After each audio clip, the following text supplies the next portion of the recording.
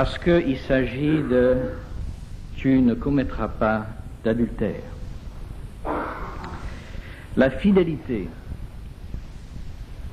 Dieu veut pas seulement que nous respections la vie, tu ne commettras pas de meurtre, mais il veut aussi que nous respections la fidélité du couple et du mariage. L'infidélité est une des douleurs morales le plus difficile à supporter.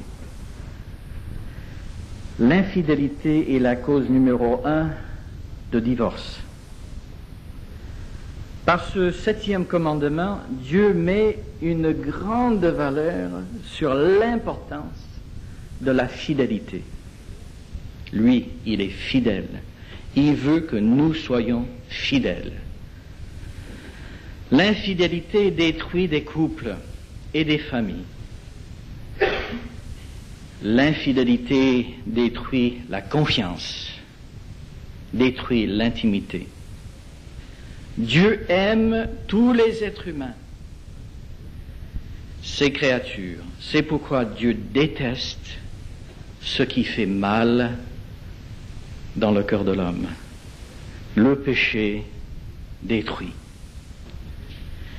Dieu déteste l'adultère, Dieu déteste le divorce, parce que Dieu aime la fidélité. Dieu est fidèle. Dieu déteste l'infidélité parce que cela ravage et détruit les cœurs, ravage et détruit les sentiments, ravage et détruit les vies. Dieu exalte la valeur de la fidélité et la pureté. Ce que nous pouvons présumer, c'est pour ça que nous voulons voir chacune de ces choses l'une après l'autre. Commençons par le mot qui est dans ce texte, l'adultère.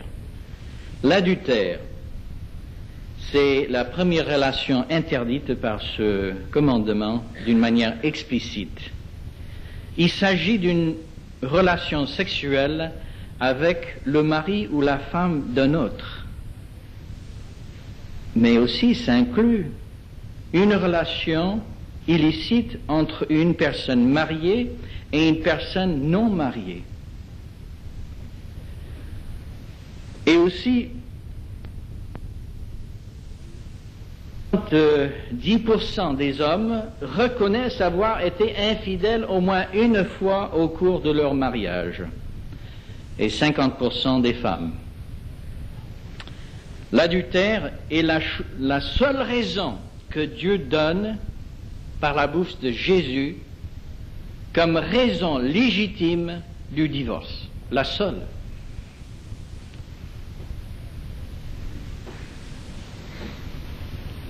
On peut aussi peut-être voir la possibilité de l'abandon.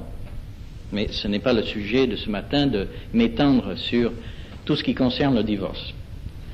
Mais en tout cas, la raison principale que Jésus donne en raison de divorce, c'est l'infidélité. Non pas une obligation, attention, mais une raison légitime devant Dieu. Pourquoi? Parce que l'infidélité au sein du couple est une expérience si destructrice, écrasante, que le conjoint offensé a un sentiment d'avoir été trahi, d'avoir été rejeté. Le conjoint offensé est souvent écrasé par le mensonge, la ruse, la déception, la perte de confiance de son conjoint. Souvent, je dis souvent, mais heureusement il y a des exceptions, souvent la tentative à rebâtir la confiance au sein d'un tel couple échoue et aboutit à une séparation. L'infidélité n'est pas seulement une violation d'une promesse de fidélité, mais c'est une violation d'une personne et son cœur.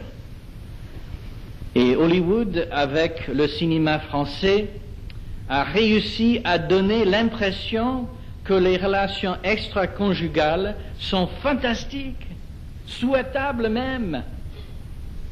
Mais c'est un mensonge flagrant. L'infidélité est la cause de souffrances terribles.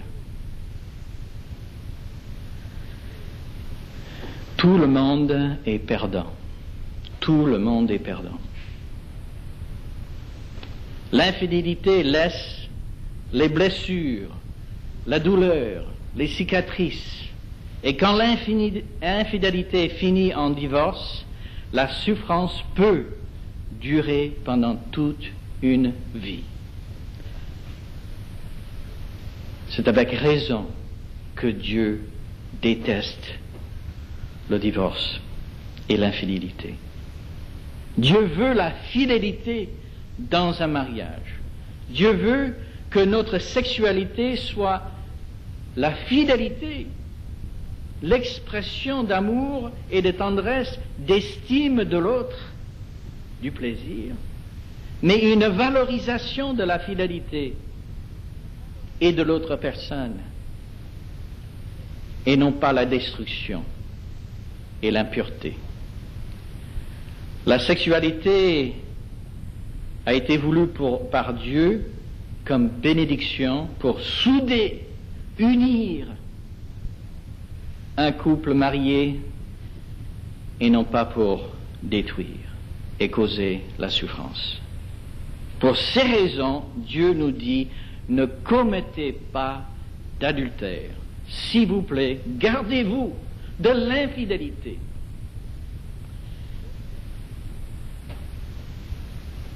J'ai été obligé de prêcher sur ce message parce que ça vient dans la série. Il me serait peut-être pas venu à l'idée de prêcher dessus, mais je me suis dit, c'est une question si importante dans notre génération, dans la dégringolade de notre société, il faut que le peuple de Dieu sache quelle est la volonté de Dieu. Vous les jeunes et les célibataires, il y en a ce matin dans la salle. Peut-être vous vous dites, mais j'ai pas besoin d'écouter trop ce matin, parce que je ne suis pas encore marié. Je regrette à vous décevoir, mais ce matin, le message est aussi pour vous, parce que les relations sexuelles, que la Bible appelle la fornication, en dehors du mariage, est inclus dans ce commandement.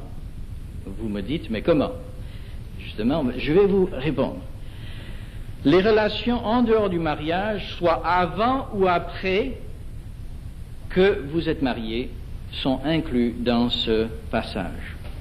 Les relations sexuelles extra-conjugales sont défendues par la Bible, mais aussi les relations pré-conjugales, qui est la fornication.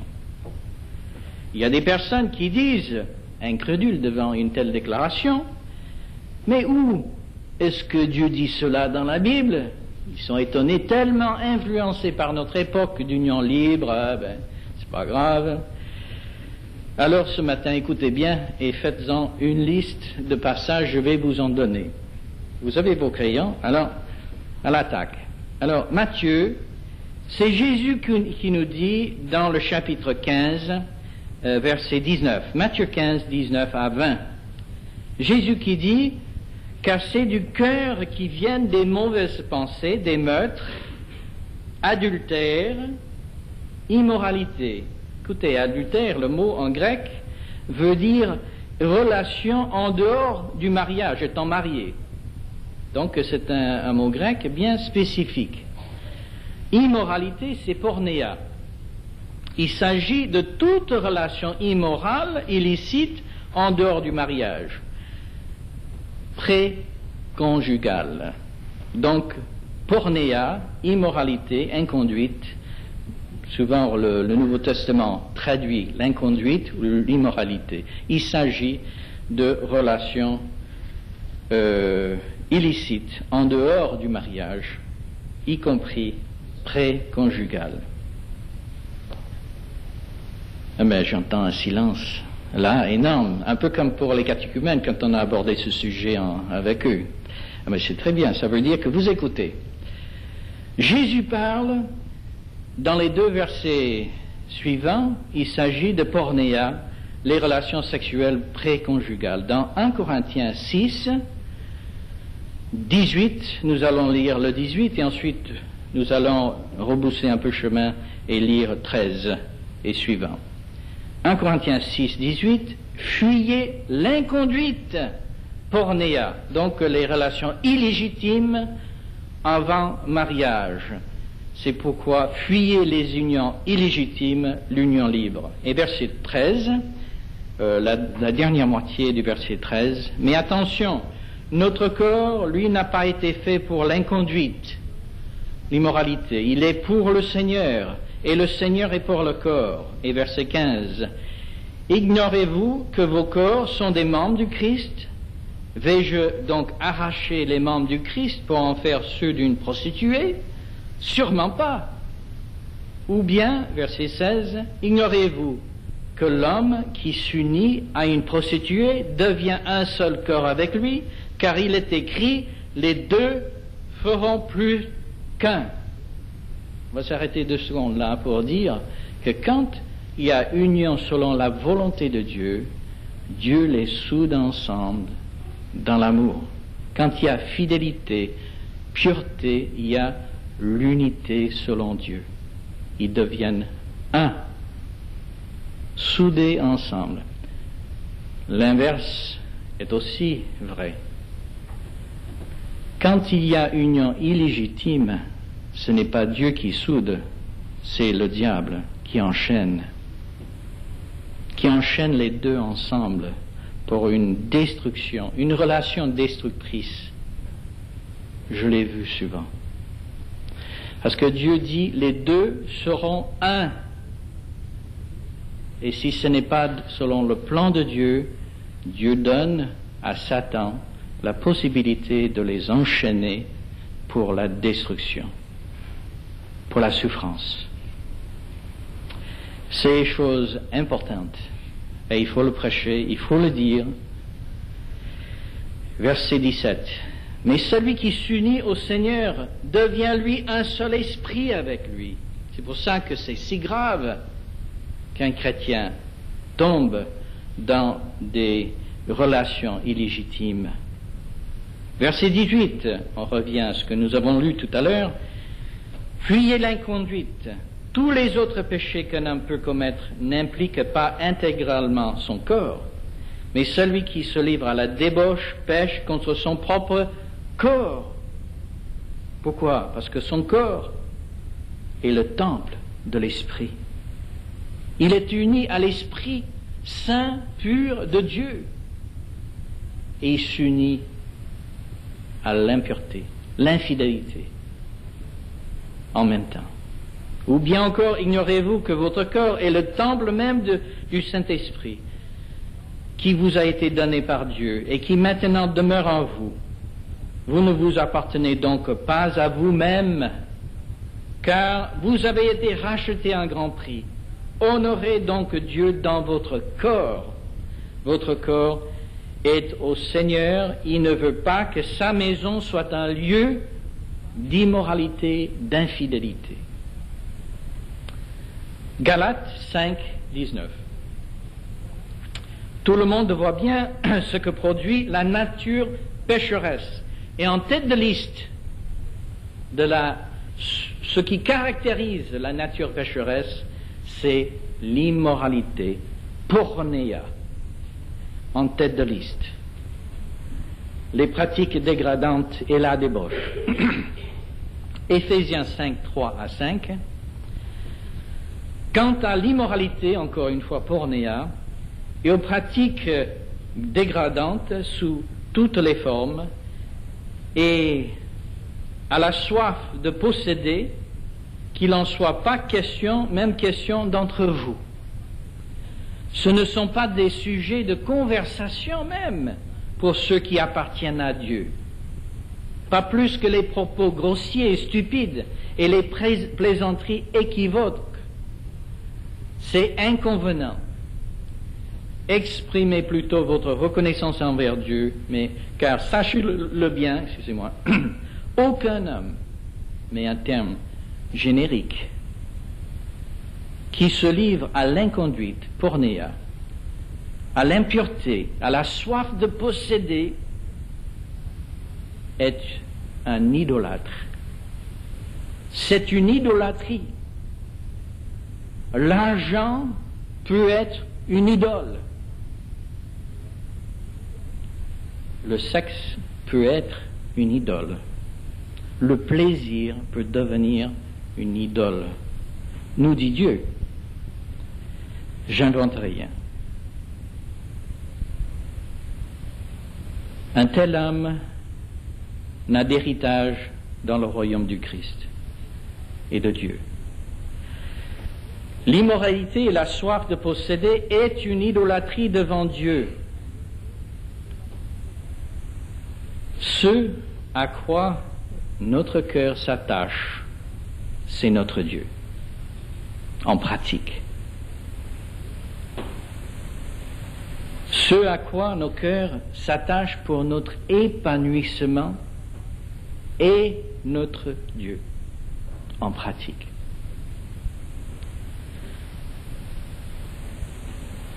« 1 Thessaloniciens 4, 3, 7. Ce que Dieu veut, c'est que vous meniez une vie sainte. S'il le dit, c'est possible. Je ne parle pas de la perfection ici-bas. Mais quand nous partons déjà vaincus d'avance, disant, bof, on n'arrive pas, c'est une hérésie. C'est une fausse doctrine. C'est une pensée de l'enfer. Ce que Dieu veut, c'est que vous meniez une vie sainte. Nous allons en parler de comment. Que vous vous absteniez de toute immoralité, que chacun de vous sache gagner une parfaite maîtrise de son corps pour vivre dans la sainteté et l'honneur. Et c'est possible, sans se laisser dominer par des passions déréglées, comme le font les païens qui ne connaissent pas Dieu. Qu'ainsi personne ne cause du tort, c'est un passage important là, que personne ne cause du tort à son frère, parce que l'adultère, l'infidélité, c'est causer du tort à quelqu'un d'autre. Qu'ainsi personne ne cause du tort à son frère dans ce domaine en portant atteinte à ses droits. Il a droit à la fidélité de son conjoint. Dieu en effet fait justice, et le français courant dit punit, et je l'ai vu dans les entretiens avec des personnes qui souffrent. Dieu punit ce genre de faute, l'inconduite, l'immoralité. Nous vous avons déjà dit et nous vous avons déjà averti, nous dit l'apôtre. Car Dieu ne nous a pas appelés à nous adonner à des pratiques dégradantes, mais à vivre d'une manière sainte. Et Hébreux 13, 4, que chacun respecte le mariage, que les époux restent fidèles l'un à l'autre, car Dieu jugera des débauchés, encore une deuxième fois qu'il est dit, Dieu punira l'infidélité et les adultères, les deux, pornéa, mais aussi adultère. Les deux, Dieu juge.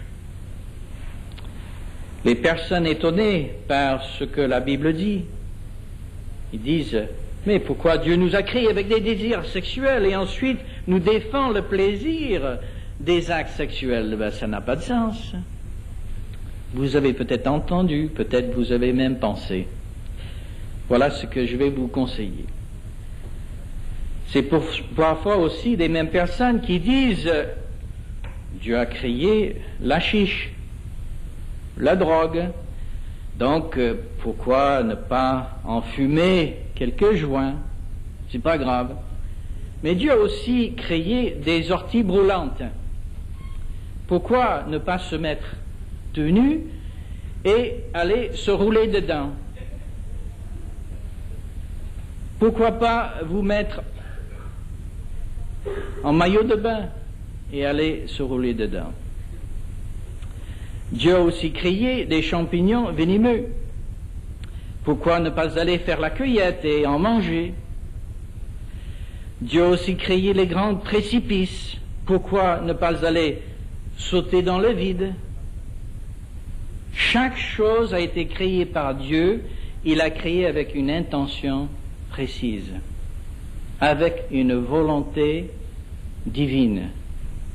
Le sexe n'a pas été créé pour que nous nous en servions n'importe comment. Le sexe a été créé pour l'intimité du mariage, pour la fidélité et l'unité du couple. Dieu n'est pas contre le sexe. Il est pour, il l'a créé. Mais il le veut dans le cadre de la fidélité.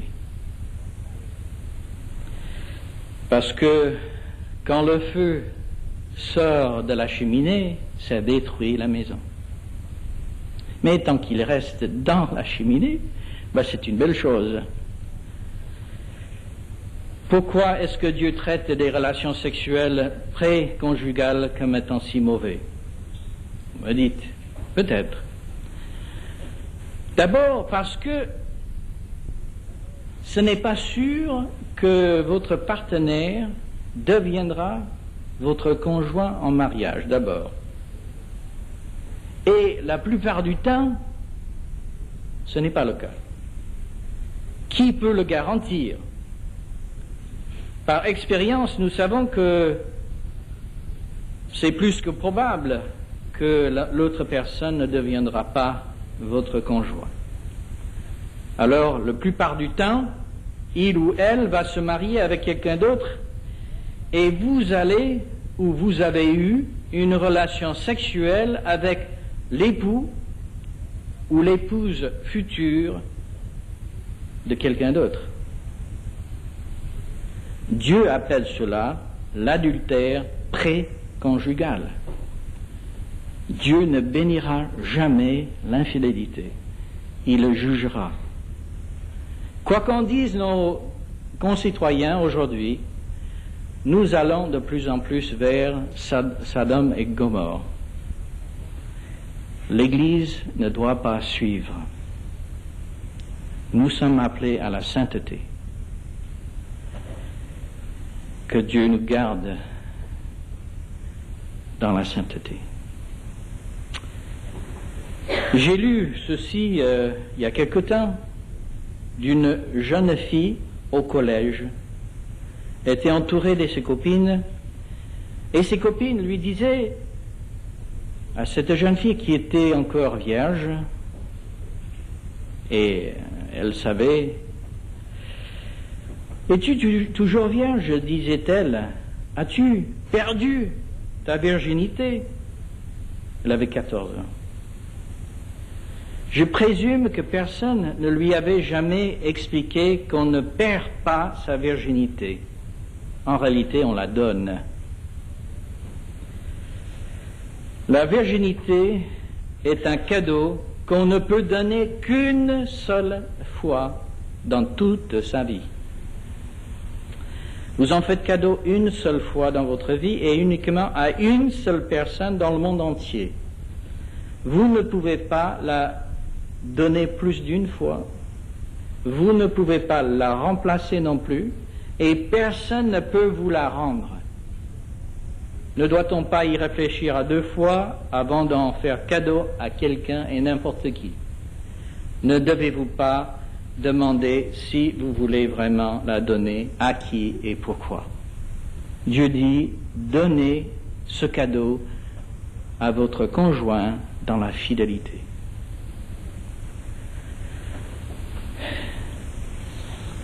Je parle aux jeunes. Réfléchis plusieurs fois avant de te laisser séduire.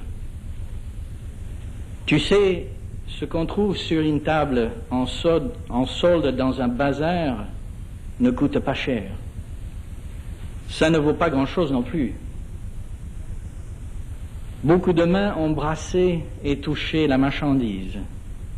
Tu ne veux pas brader ton corps ni ta sexualité. Elle est d'un prix inestimable pour toi. Ne la mets pas à la portée de tout le monde ou de n'importe qui. C'est un conseil. Dieu veut l'amour vrai et non pas un amour égoïste. L'amour vrai, je parle encore aux jeunes, l'amour vrai peut attendre, se sacrifie pour l'autre, le bien de l'autre. L'amour égoïste, que la Bible appelle la convoitise, ne peut pas se maîtriser ni attendre. La différence. Qu'est-ce que vous cherchez? Je crois que nous tous, nous cherchons l'amour vrai. C'est le test à faire. Est-ce que ça peut attendre ou pas? Le corps est donné par Dieu et la sexualité a été créée par Dieu. C'est une belle chose. Nous ne voulons pas minimiser ou dire que la sexualité est une mauvaise chose en soi.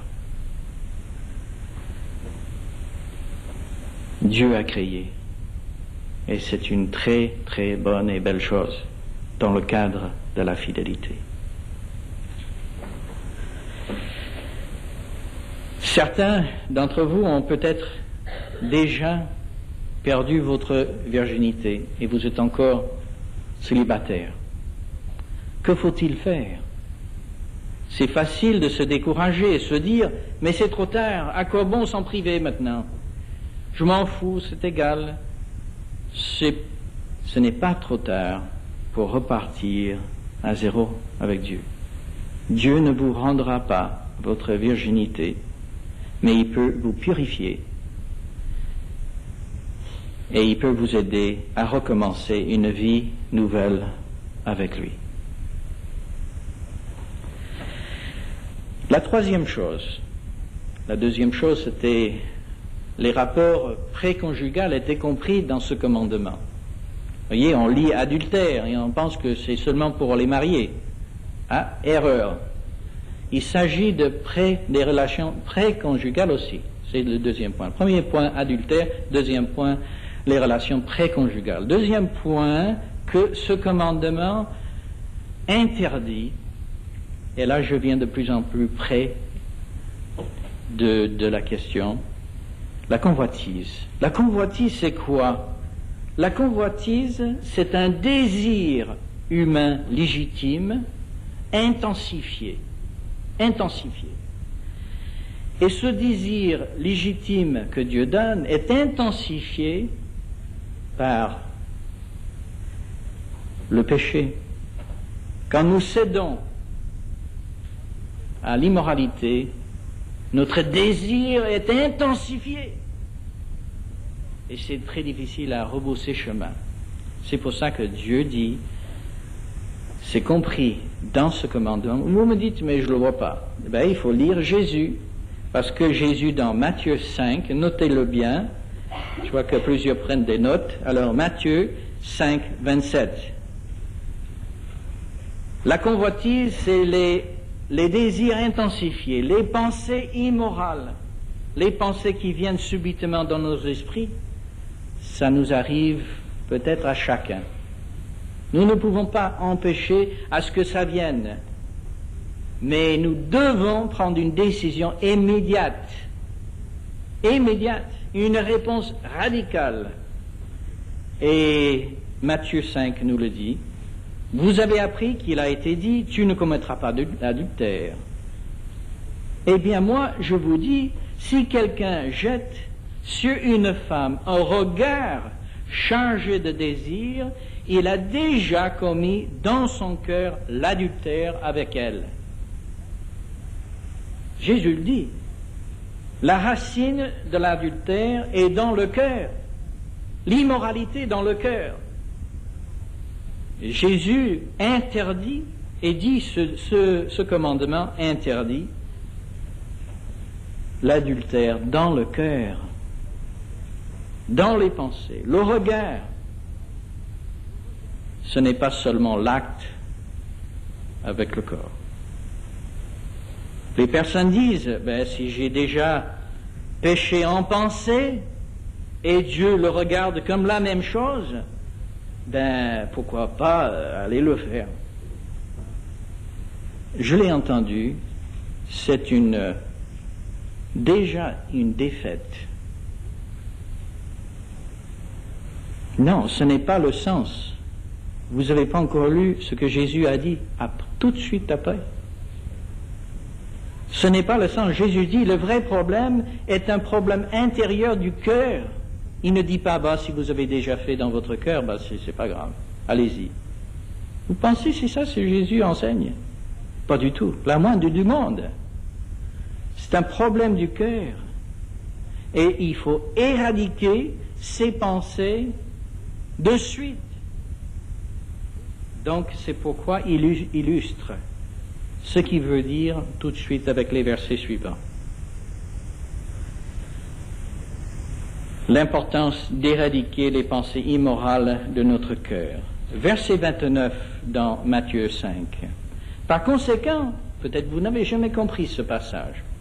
Par conséquent, si ton œil droit te fait tomber dans le péché, arrache-le, jette-le au loin, car il vaut mieux pour toi perdre un de tes organes que de voir ton corps entier précipité en enfer. Et si ta main droite te fait tomber dans le péché, coupe-la au loin. Il vaut mieux que pour toi perdre un de tes membres que de voir tout ton corps entier précipité en enfer.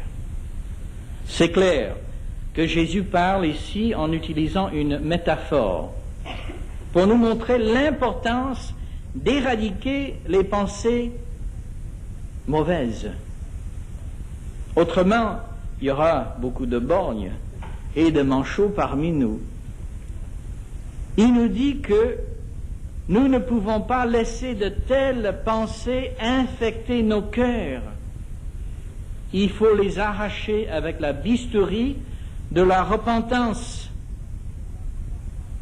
et la détermination de la foi en action par l'intervention de la parole de Dieu et l'Esprit de Dieu. Les pensées impures, il faut les éradiquer. Ça peut être une pensée impure d'immoralité, mais ça peut être aussi toutes sortes de pensées. Ça peut être une pensée de colère, ça peut être une pensée de jalousie, ça peut être toutes sortes de pensées. Jésus nous dit, quand il y a de mauvaises pensées qui viennent en nous, il faut les éradiquer immédiatement, il ne faut pas attendre. Vous attendez, ça prend racine. Voilà, enlever, c'est toute une autre chose.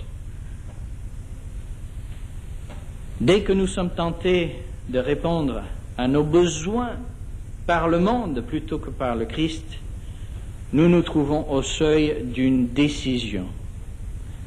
Si nous ne choisissons pas immédiatement de rendre cette pensée prisonnière pour l'emmener à l'obéissance au Christ, nous commençons par considérer une possibilité.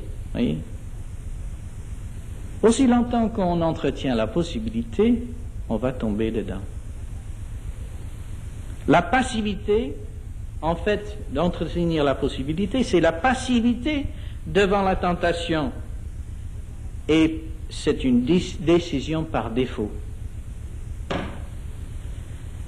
Et si nous retournons cette idée dans notre tête et nos émotions sont influencées, la probabilité de céder à la tentation augmentera. J'ai trouvé une bande dessinée qui illustre les conséquences dangereuses qui peut entraîner la considération d'une pensée tentante plutôt que de le rejeter immédiatement. Il s'agit d'une jeune fille célibataire, il s'agit de bande dessinée, plutôt costaud. Elle a besoin de perdre quelques kilos si elle veut attirer de jeunes garçons. Elle a commencé la régime. Cliché numéro 1. À la maison, cette jeune fille. Dessin numéro 1. Je vais faire un tour, mais je ne vais pas aller près du magasin. Elle avait une faiblesse pour les gâteaux. En voiture, deuxième dessin, je vais aller près du magasin, mais je ne vais pas y entrer. Troisième dessin, dans le parking, je vais entrer dans le magasin, mais je ne vais pas aller près du rayon des gâteaux. Quatrième dessin, dans le magasin, je vais regarder les gâteaux, mais je ne vais pas les toucher. Une fois devant les gâteaux, dessin numéro 5, je vais les toucher, mais je ne vais pas les acheter à la caisse. Je vais les acheter, mais je ne vais pas les ouvrir. Je ne vais pas les ouvrir. À la maison, je vais les ouvrir, mais je vais pas les renifler. À la cuisine, je vais les renifler, mais je ne vais pas les goûter. Toujours à la cuisine, manger, manger, manger, manger. Elle mange tous les gâteaux. Martin Luther a dit, vous ne pouvez pas empêcher un oiseau de survoler votre tête, mais vous pouvez l'empêcher à faire son nid dans vos cheveux. Propos de table, je suppose. Quand fallait-elle, cette jeune fille célibataire, arrêter sa chute en avant dans cette tentation? À la caisse? Non. Devant les gâteaux? Au magasin? Non. Dans le magasin? Non. En voiture? Même pas. Elle devait prendre cette décision à la maison avant de faire un tour. Parce qu'elle avait déjà en tête la possibilité éventuelle. Elle entretenait la possibilité. Oui. Mais écoutez bien, il s'agit de toute pensée mauvaise, que ce soit la jalousie, la rancune, le ressentiment, la crainte, le souci, la solitude, toutes sortes de pensées qui nous envahissent.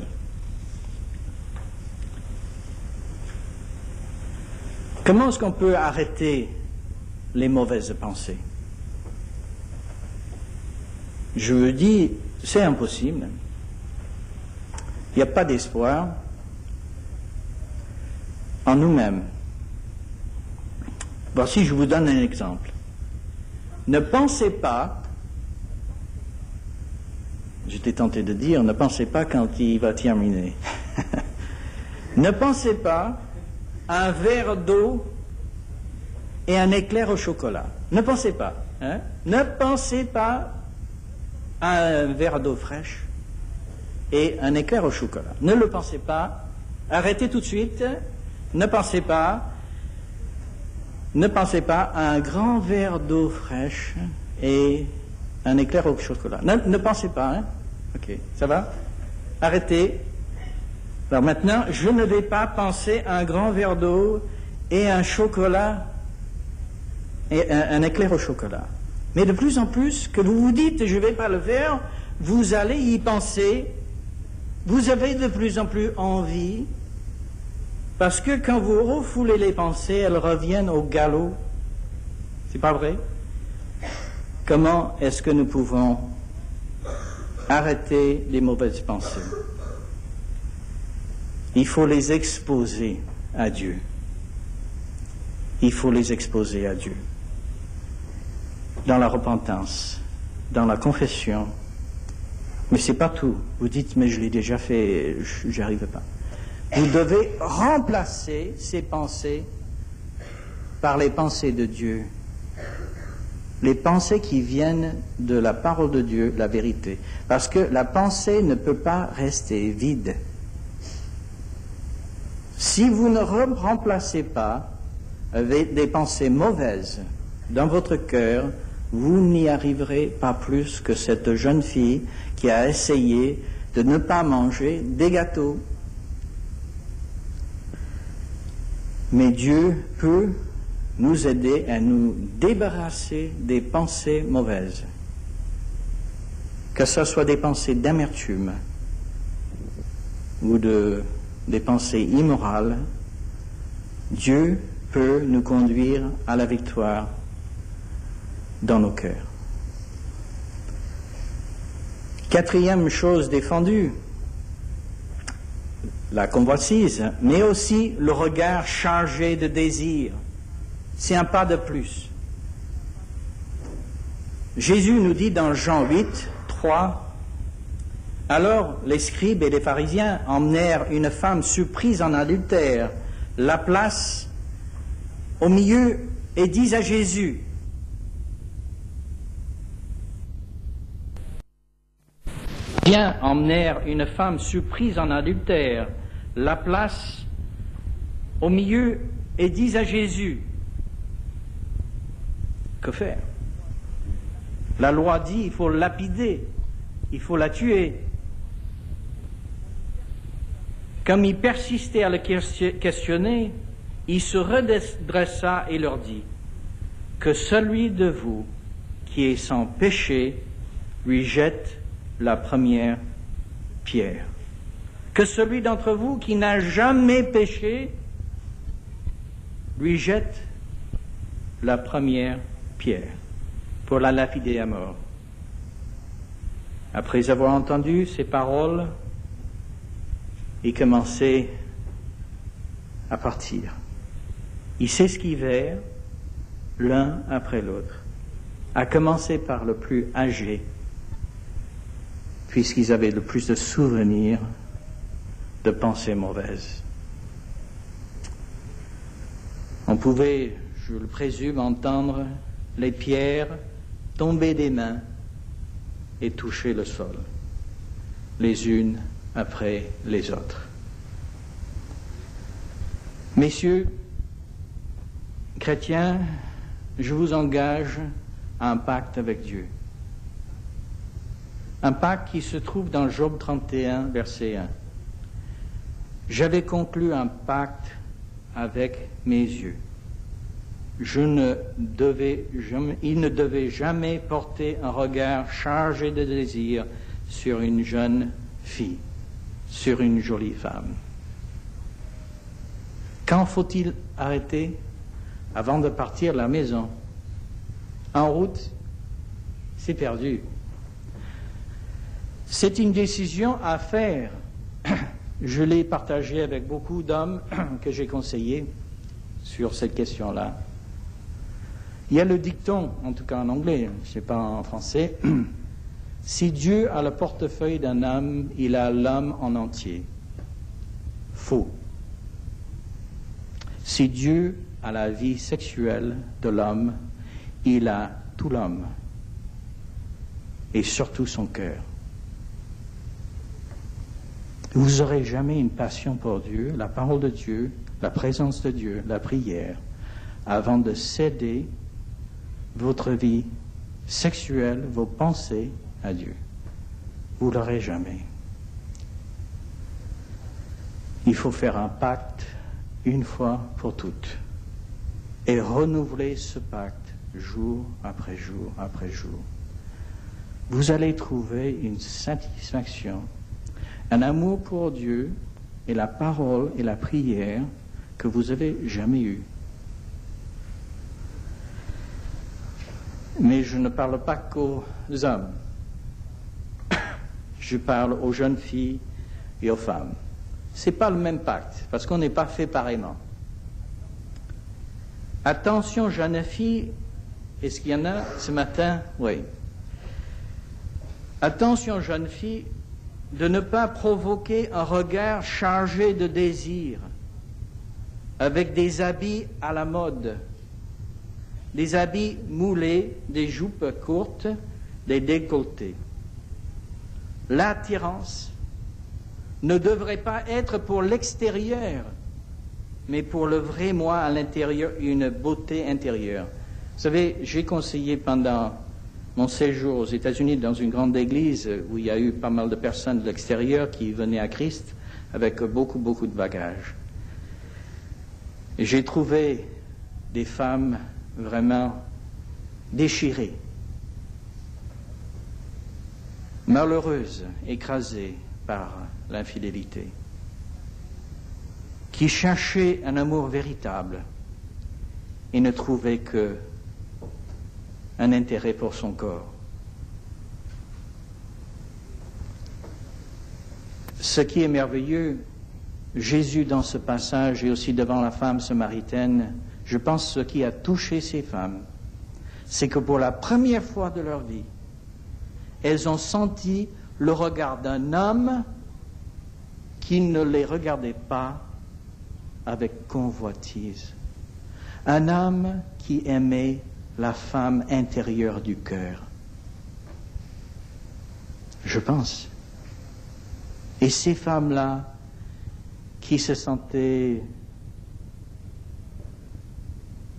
violées, traitées avec mépris, trouvent un regard d'amour véritable. C'est pour ça qu'il ne faut pas attirer le regard ainsi, parce que vous allez trouver les mauvais clients. Il faut chercher la beauté intérieure.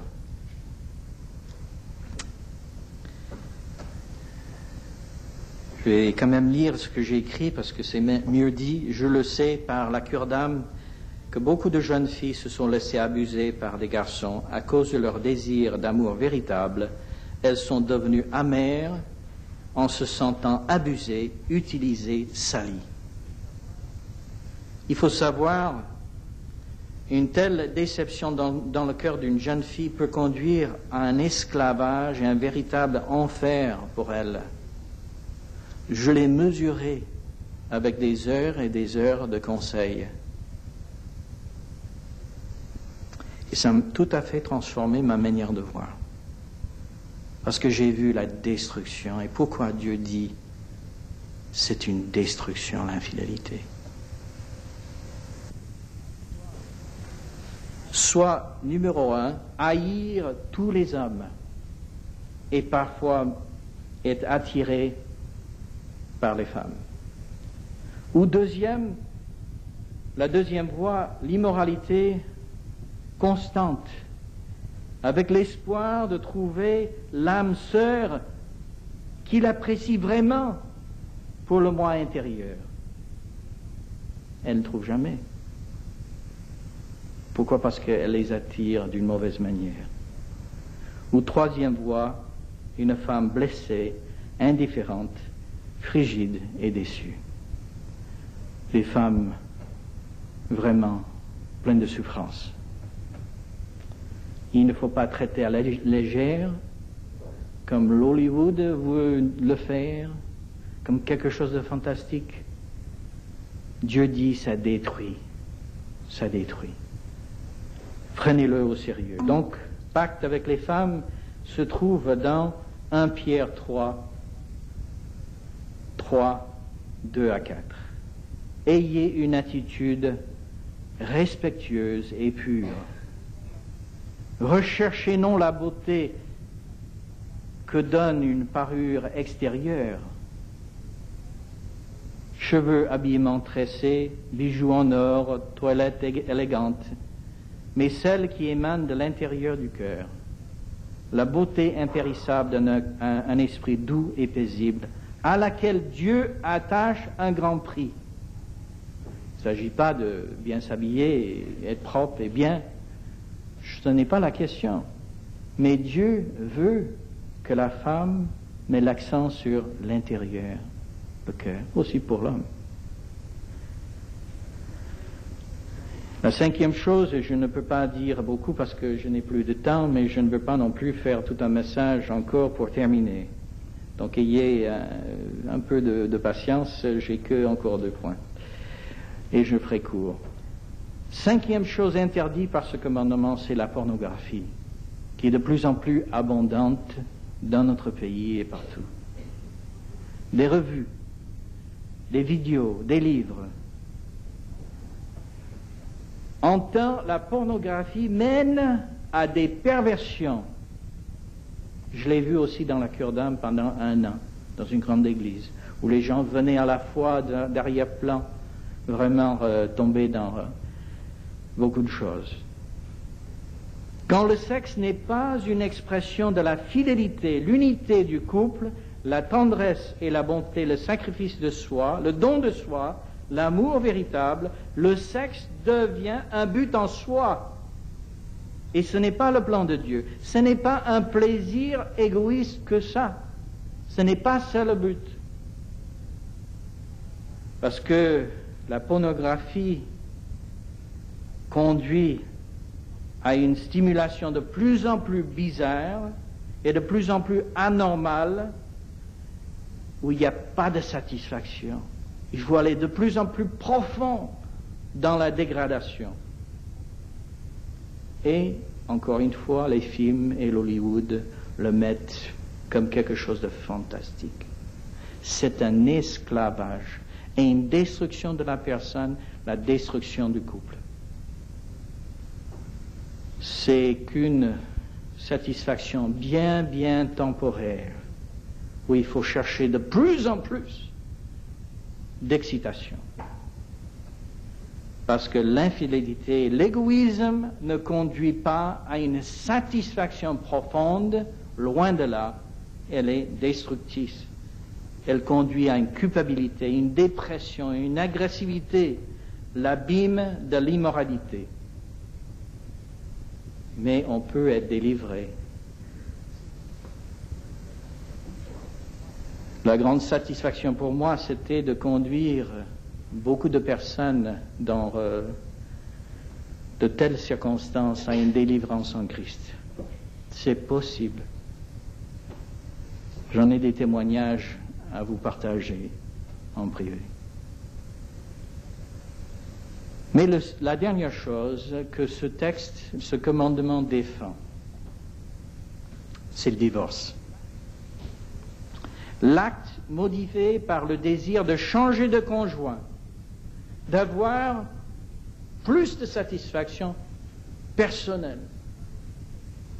Dieu valorise la fidélité conjugale en pensée et en acte. Matthieu, nous l'avons lu,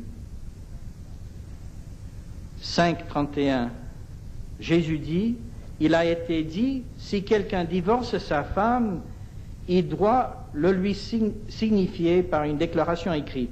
Et moi, je vous dis, celui qui divorce avec sa femme, sauf pour cas d'infidélité pornéa, l'expose à devenir adultère. Et celui qui épouse une femme divorcée commet lui-même un adultère. Donc, ce commandement défend aussi le divorce.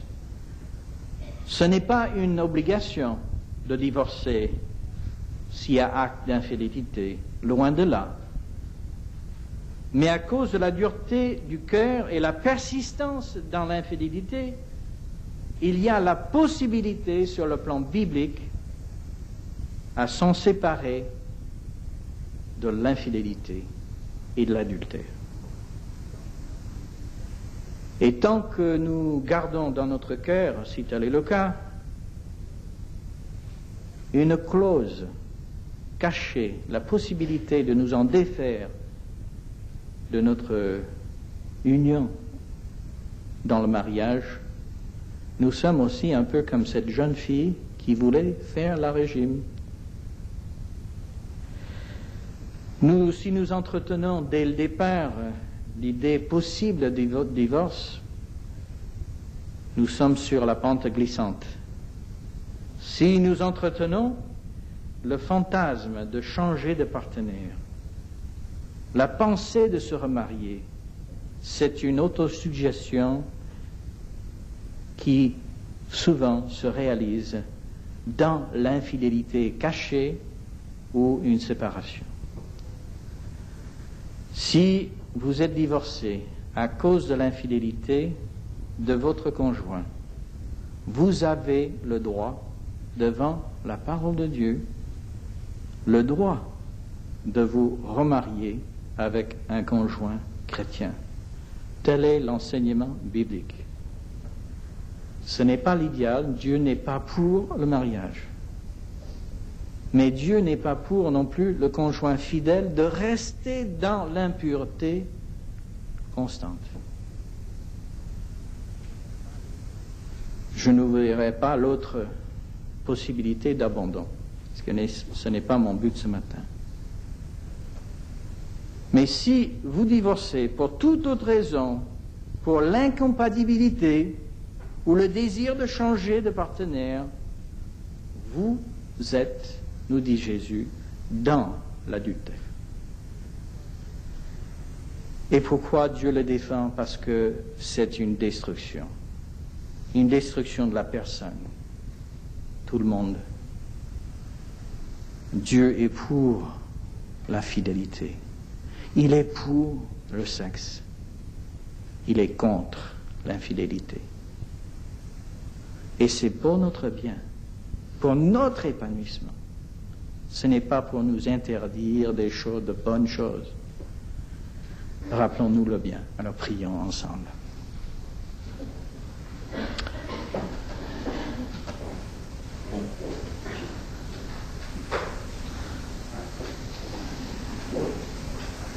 Je veux vous conduire dans une prière, peut-être de confession.